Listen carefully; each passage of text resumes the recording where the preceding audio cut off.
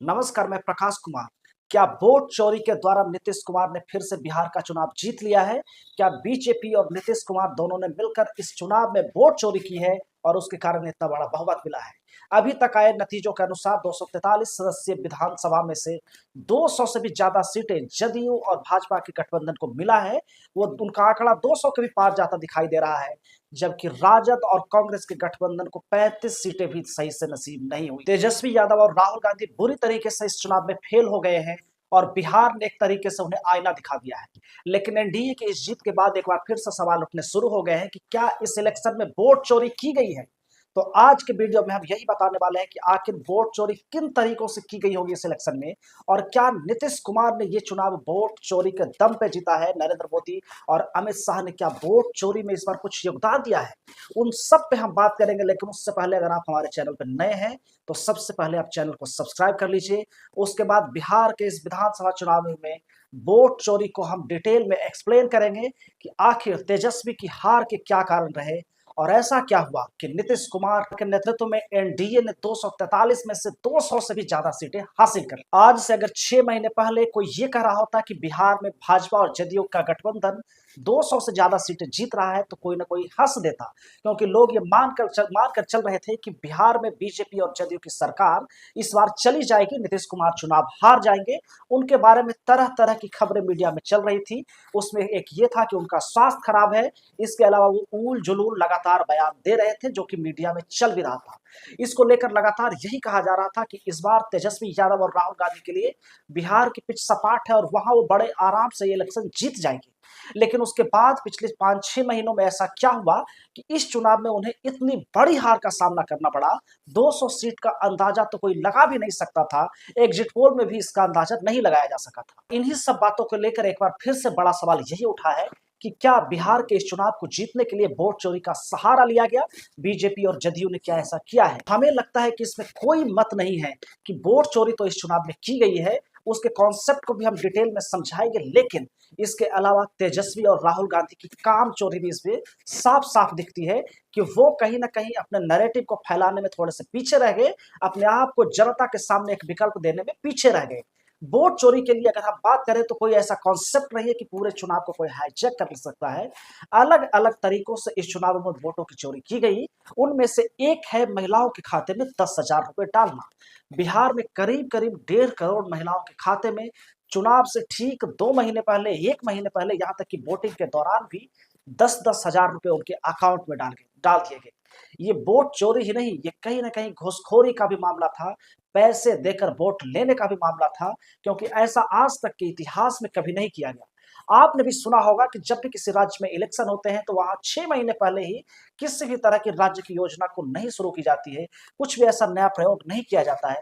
लेकिन यहाँ पे तो वोटिंग के दौरान पैसे बांटे गए और कहीं ना कहीं 10-10 हजार रुपए अगर किसी के भी अकाउंट में आएंगे तो वो उसका असर वोटिंग में दिखता है। और वही असर इस बार के चुनाव में दिखा है कि 10,000 रुपए महिलाओं के अकाउंट में आए, और वो बढ़ चढ़ कर निकले। इस बार के मतदान में भी दिखा था कि महिलाएं करीब 10% ज्यादा महिलाओं ने इस बार वोट किया था, और वह वोट साफ साफ दिखा है कि वह एनडीए के पक्ष में गया है। 10,000 देकर कहीं ना कहीं एनडीए और बीजेपी ने महिलाओं का वोट खरीद लिया, ऐसा कहा जा सकता है। ठीक उसी वक्त पर बिहार में एक और नई एक्सरसाइज चुनाव आयोग ने शुरू की, जिसका नाम दिया गया SIR, जिसमें वो उस समय वोटर लिस्ट बनाने का काम करने लगे और उसके नाम पे कई सारे क्षेत्रों में कई सारे वोटर्स के नाम काट दिए गए। जहां पे एडिशन होने चाहिए था वहां वोटरों का एडिशन नहीं हुआ। इस तरीके से चुनाव आयोग के ऊपर राहुल गांधी ने लगातार आरोप लगाया कि वो बीजेपी के तरीके से काम कर रहे हैं, बीजेपी को फायदा पहुंचाने के लिए उन इलाकों में वोट कटिंग ज्यादा की गई जहां पे कि विपक्ष के वोट थे, और वहां पे एडिशन भी नहीं किया गया। यानी कि एक तरीके से विपक्ष को हराने में चुनाव आयोग का भी एक रोल इसमें दिखता है, और इसको लेकर राहुल गांधी ने अलग अलग प्रेस कॉन्फ्रेंस पे इस आरोप को लगाया भी। हरियाणा के इलेक्शन को लेकर, महाराष्ट्र के इलेक्शन को लेकर उन्होंने कई सारे सबूत भी दिए हैं। तो चुनाव आयोग का भी एक रोल रहा है कि वोट चोरी को उसको बढ़ाने में। इसके अलावा अगर हम देखें तो नीतीश कुमार के द्वारा भी और भी कई योजनाएं उसी समय शुरू हो गई, जैसे आंगनबाड़ी कार्यकर्ताओं और आशा वर्करों की सैलरी उन्होंने चुनाव से ठीक पहले बढ़ा दी। इसके अलावा उन्होंने चुनावों को देखते हुए अपने राज्य में 125 यूनिट तक बिजली बिल को फ्री कर दिया। ये कुछ ऐसे डिसीजन थे जो सीधे रोजमर्रा की जिंदगी से जुड़ते थे और चुनावों के ठीक पहले किए गए ऐसे फैसलों ने नीतीश कुमार की जीत की नींव रख दी। उस नीतीश कुमार की जीत की नींव रख दी जिनके बारे में ये कहा जा रहा था कि ये उनका अंतिम चुनाव हो सकता है, और प्रशांत किशोर ने तो ये भी कह दिया था कि 25 से भी ज्यादा सीटें वो हासिल नहीं कर पाएंगे। तो चुनावों से ठीक पहले जिस तरीके से बेतहाशा पैसे बांटे गए, उसका कहीं ना कहीं चुनावों के रिजल्ट में साफ साफ प्रभाव दिख रहा है। ऐसा लग रहा है कि ये चुनाव कभी भी निष्पक्ष था ही नहीं, कहीं ना कहीं लेवल ग्राउंड विपक्ष को नहीं दिया गया, और उसका विपक्ष की हार में एक बड़ा कारण रहा। इन सब में करीब 50,000 करोड़ से ज्यादा फूंक दिए गए कि किस तरीके से बिहार का इलेक्शन जीतना है। अमित शाह ने काफी स्ट्रेटजी इसके लिए बनाई, जो कि मध्य प्रदेश और महाराष्ट्र में भी काफी पैसे उन्होंने फेंके थे। तो इस तरीके से बिहार को जीता गया है।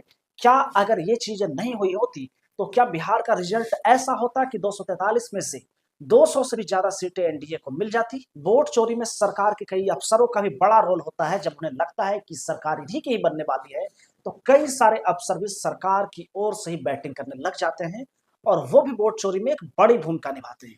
ऐसा देखने को भी मिला, कई सारे जो पोलिंग बूथ थे जहां पे की काउंटिंग हो रही थी, उसे छावनी के रूप में तब्दील कर दिया गया था। दूर दूर तक आने की इजाजत नहीं थी। मतलब वो कई सारे ऐसे जगहों पे पिछले चुनाव में भी ऐसी गतिविधियां की गई थी, कई सारे जीते हुए कैंडिडेट को हरा दिया गया था। हो सकता है कि कुछ चीजें इस बार भी हुई होंगी, लेकिन इस बार की जीत बहुत बड़ी है, तो उसमें सिर्फ वोट चोरी का योगदान नहीं रहा है। इसके अलावा अब हम बात कर लेते हैं तेजस्वी यादव की काम चोरी पे। तेजस्वी यादव के अगर हम प्रचार को देखें तो उनके ऊपर इस बार बीजेपी ने जंगल राज की तोहमत लगा दी। जंगल राज कमोबेश लालू यादव के उस शासनकाल को कहा जाता है जो कि 1990 से 2005 के बीच में रहा। 2005 से लेकर अब 2025 आ गया है, 20 वर्ष बीत गए हैं, लेकिन तेजस्वी यादव आज तक बिहार की जनता के दिमाग से ये छवि नहीं हटा सके कि जंगल राज दूसरे जमाने की बात थी, अब के जमाने में जंगल राज पॉसिबल नहीं है। वो लालू यादव के जमाने की बात थी, इस पे तेजस्वी ने कोई मेहनत नहीं किया, और जनता के दिलो दिमाग में ये बीजेपी ने बैठा दिया कि अगर आपने तेजस्वी को वोट दे दिया तो जंगल राज आ जाएगा। तेजस्वी जिस तरीके से मुख्यमंत्री का चेहरा बनाया गया, उन पे ज्यादा उम्मीद थी और उनकी जिम्मेवारी भी ज्यादा थी कि वो अच्छे तरीके से प्रचार करते, लेकिन शायद तेजस्वी यादव फेल साबित हो गए। जिस तरीके से बीच चुनावों से ठीक पहले जिस तरीके से हफ्ते 10 दिन तक राजद और कांग्रेस के बीच में कहीं ना कहीं तनातनी रही, जिस तरीके से तेजस्वी अड़ गए कि उन्हें मुख्यमंत्री का कैंडिडेट घोषित किया जाए, वो उनके लिए बड़ा ही नुकसानदेह साबित हुआ। तेजस्वी को पता होना चाहिए था कि अगर चुनावों में जीत मिलती तो जाहिर सी बात है कि वही मुख्यमंत्री का कैंडिडेट होते, लेकिन उसके चक्कर में, उसी जिद के चक्कर में तेजस्वी ने 10 दिन बर्बाद कर दिए, और उसका असर वोटिंग पे भी दिखा और रिजल्ट्स में भी दिख रहा है। इसके अलावा महागठबंधन की एक पार्टी है वीआईपी, विकासशील इंसान पार्टी, जिसके मुखिया है मुकेश सहनी। मुकेश सहनी को महागठबंधन में उप मुख्यमंत्री का उम्मीदवार बनाया गया, जिसको लेकर काफी सारे विरोध का सामना करना पड़ा, और मुसलमान वोटरों में एक मैसेज चला गया कि क्या वो सिर्फ वोट देने के लिए बने हैं। मुकेश सहनी के जाति के लोग 2% से भी कम है बिहार में, उन्हें उप मुख्यमंत्री पद ऑफर की गई, लेकिन मुसलमानों के लिए कुछ नहीं था। 18% मुसलमानों ने इसे अपने दिल पे ले लिया, और वहीं पे तेजस्वी का वोट बट गया। और ये जो फैसला मुख्यमंत्री और उप मुख्यमंत्री पहले से डिक्लेयर करने का था, वो तेजस्वी के लिए ही कहीं ना कहीं नुकसानदेह साबित हुआ, और चुनाव के हारने में एक बड़ी भूमिका उस फैसले की भी रही। तेजस्वी इसके अलावा एक और बात को नहीं समझ पाए, वो अपने घर को, अपने परिवार को जोड़ कर नहीं रख पाए। तेज प्रताप यादव उनके घर से निकाले गए, परिवार से निकाले गए, उन्होंने एक अलग दल बनाया और इलेक्शन लड़े, और यहाँ तक कि महुआ की सीट अगर आप देखेंगे तो तेज प्रताप यादव ने इतने वोट काट डाले कि राजद जो कि वहां से जीत सकती थी, वो इलेक्शन हार गई। तेजस्वी को समझना चाहिए था कि परिवार को अगर आपने टूटने दिया है तो वो आपके लिए नुकसानदेह साबित होगा। तेजस्वी को अखिलेश यादव से यह सबक लेना चाहिए था। दरअसल 2017 के यूपी के चुनावों में अखिलेश यादव के भी परिवार में भारी फूट हुई थी जब शिवपाल सिंह यादव अलग हो गए थे। अखिलेश यादव ने 2012 से 17 के बीच यूपी में काफी विकास किया, लेकिन पारिवारिक लड़ाई के कारण, पारिवारिक कलह के कारण उस चुनाव में उनकी दुर्गति हो गई थी। शायद उससे सबक लेना चाहिए था तेजस्वी को, और तेज प्रताप को उन्हें अपने साथ जोड़े रखना चाहिए था, लेकिन कहीं ना कहीं उन्होंने उन्हें छोड़ दिया। उन्हें लगा कि वो तो जीत ही जाएंगे। इसका काफी नुकसान तेजस्वी को हुआ और वो चुनाव हारे। इसमें एक और बात देखने वाली है कि राहुल गांधी प्रचार के लिए उतना नहीं आए जितना उन्हें आना चाहिए था। उसके पीछे एक बड़ी वजह यही बताई जाती है कि राजद और तेजस्वी लालू यादव की ओर से यही मांग थी कि राहुल गांधी जितना कम से कम बिहार आएंगे उतना अच्छा रहेगा।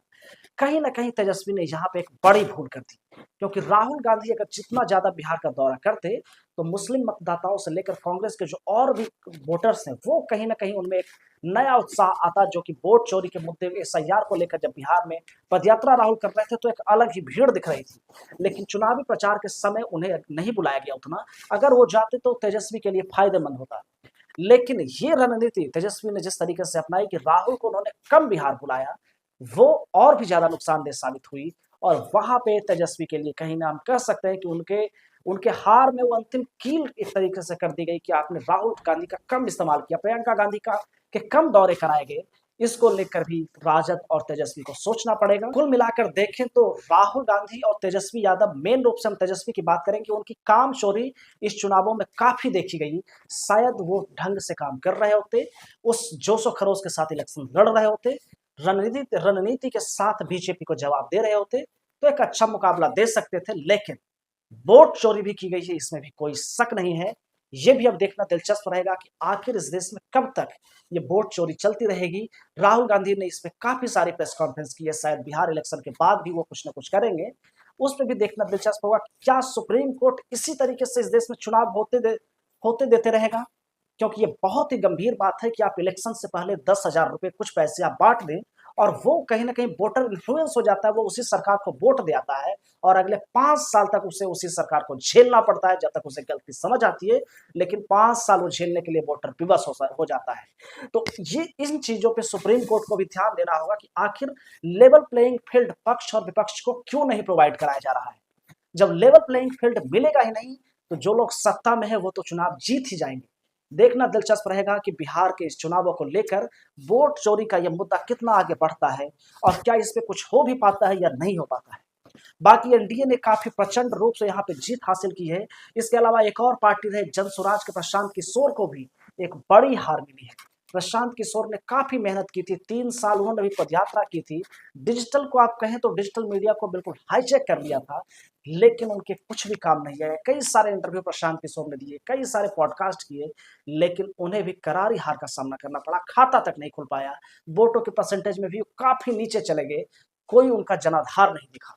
तो अब देखना दिलचस्प होगा कि क्या कुछ इस पे आगे होता है, और वोट चोरी के जरिए क्या ये चुनाव जीता गया है। इस पे आप क्या सोचते हैं, कमेंट करके जरूर बताइएगा। और वीडियो आपको अच्छा लगा हो तो लाइक, शेयर और चैनल को सब्सक्राइब जरूर कर दीजिएगा। हम मिलेंगे आपसे अगले वीडियो में, तब तक के लिए नमस्कार।